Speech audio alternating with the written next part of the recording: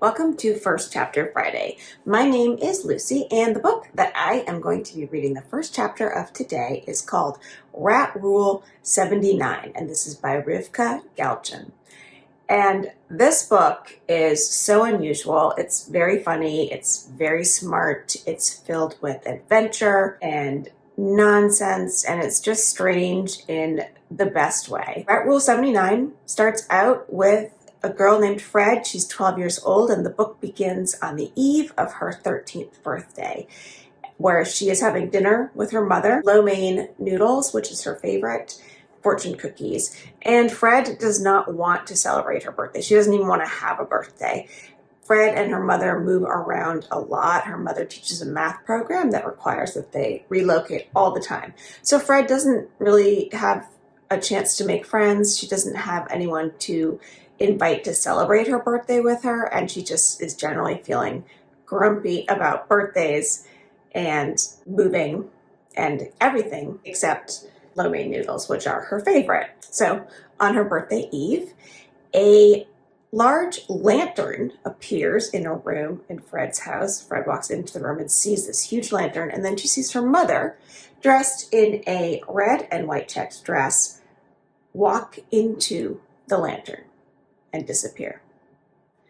And so Fred follows her into the lantern like it's a portal and it's taking her somewhere else. So this definitely has hints of Alice in Wonderland. Fred falls into this world where a rat queen has decreed that there will be no birthdays and there will be no passing of time. And this is Rat Rule 79.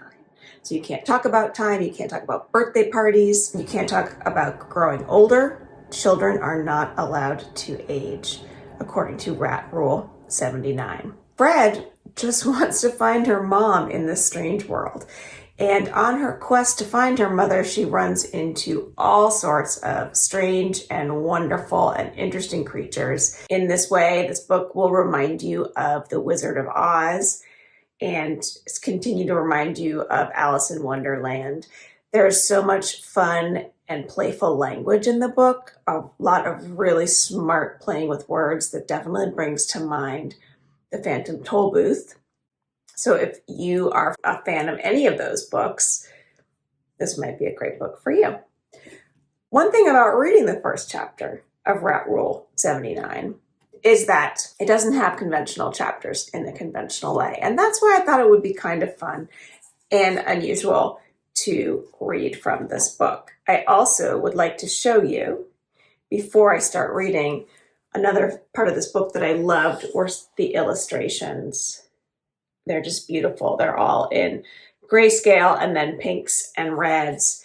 And the illustrator of this book is Elena Magalos. And so that definitely is a nice feature. Here is the first chapter and then some of Rat Rule 79, An Adventure by Rivka Galchen. And this is Fred. Chapter 0. Not long ago, and not far away, in fact, right here in the living room, there was a girl named Fred. Fred was not being chased by wolves. She was not battling an intergalactic clan of space pirates. She did not have ESP. She could not levitate. She was not an expert swordswoman, and she did not eat lightning. You might say Fred was a pretty normal girl, even if her favorite sandwich was peanut butter and pickles on raisin bread. Even if nothing unusual ever happened to her, I would care deeply about Fred. I would care about her simply because she was and is Fred. Yet, some unusual things did happen. Chapter Tuesday.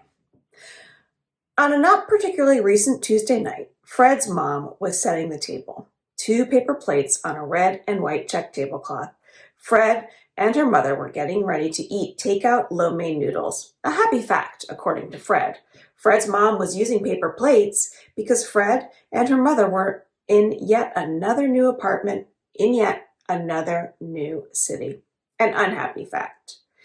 In the last 6 years, Fred and her mom had lived in Wichita, Kansas, Boulder, Colorado, Iowa City, Iowa, and Norman, Oklahoma. This was their first night in Twin Falls, Idaho. Fred was sick of paper plates. She was sick of boxes, sick of packing and unpacking and repacking. She was bothered by everything about this bare and unfamiliar new room, except her mother and the familiar red and white check tablecloth, the tablecloth that had traveled everywhere with them. But still, the noodles were a happy fact. That was undeniable. According to Fred's unwritten rule book for living, there were 2 truly great meals. The first was the aforementioned peanut butter and pickle sandwiches, especially when made with raisin bread. Wherever Fred's home was, and however bare it was, she could almost always count on some peanut butter, some pickles, and some bread. They were her true friends.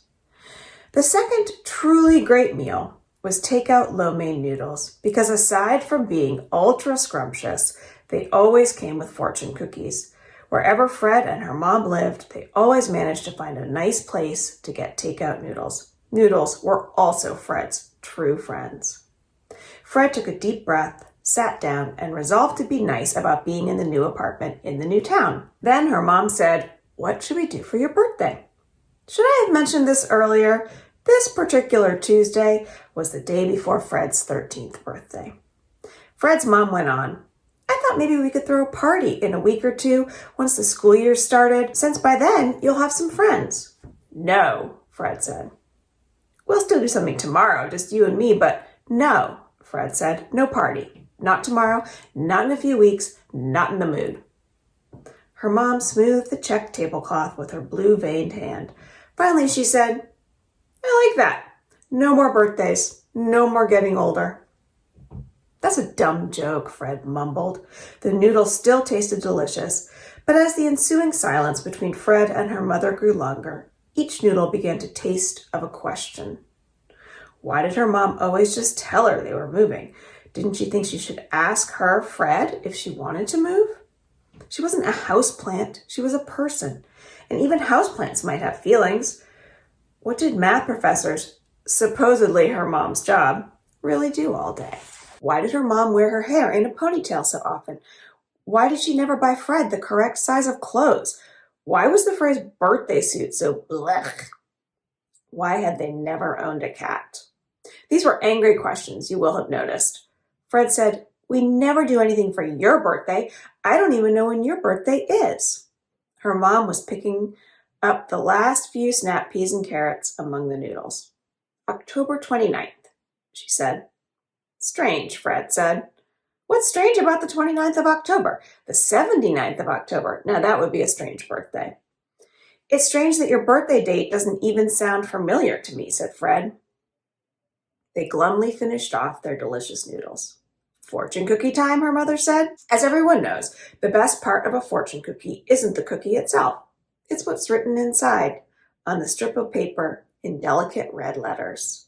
Except when the message inside is boring, like lottery numbers or advice about being kind.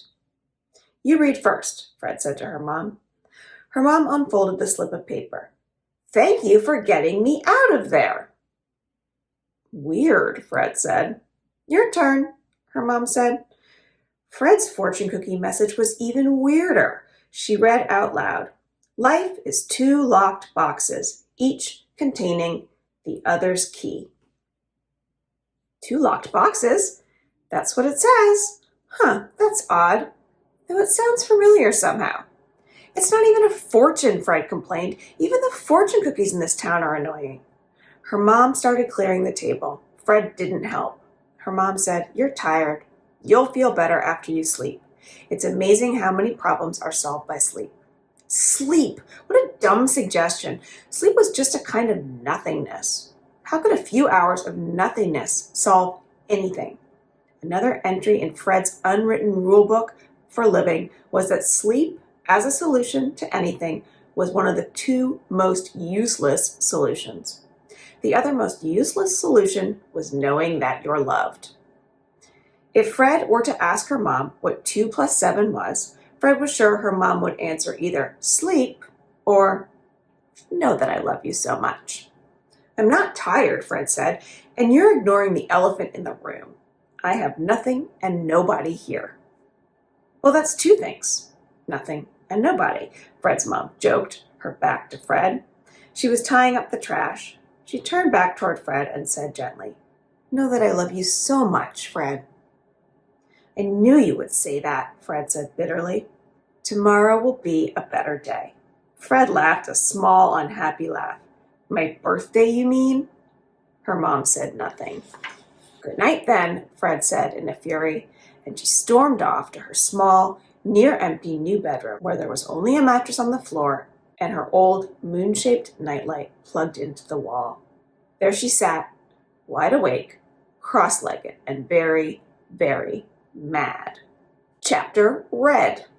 Dear reader, perhaps you've been conscripted into the sleep war. It's a war between those who despise sleep, most kids, and those who are devoted to sleep, just about every adult.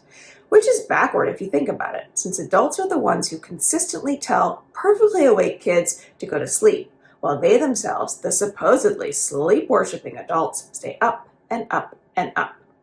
I won't mention which side of the sleep war I'm on, in part because there are ways to be on both sides of a line at once. For example, by being the line. But back to the point. Fred thought her mom's advice to get some sleep was so wrong and so clueless and so infuriating and so, well, the very thought of it kept Fred awake and angry. So awake and so angry that she resolved that she definitely would not sleep until her mom came into her room and apologized to her.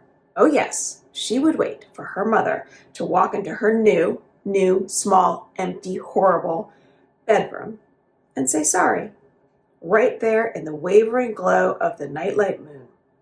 Fred was willing to wait forever for her mom to apologize to her for the dumb idea that sleep or love or whatever would make her feel better. And maybe for other things too, for the irritating seam on her socks, for the way humidity made her ears feel itchy, for the name Fred, for the excruciatingness of introducing oneself over and over and over.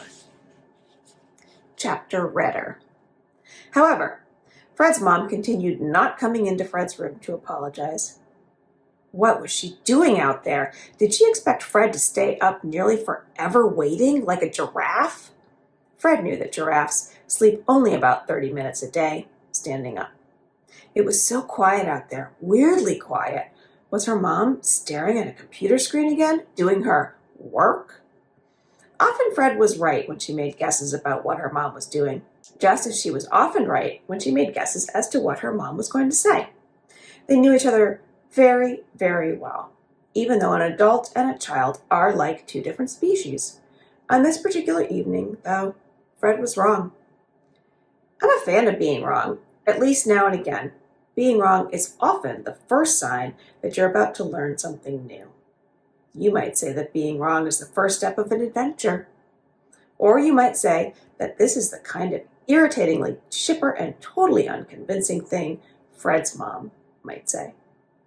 Fred opened the door and saw her mom in the living room. Not surprising, standing with her back to Fred.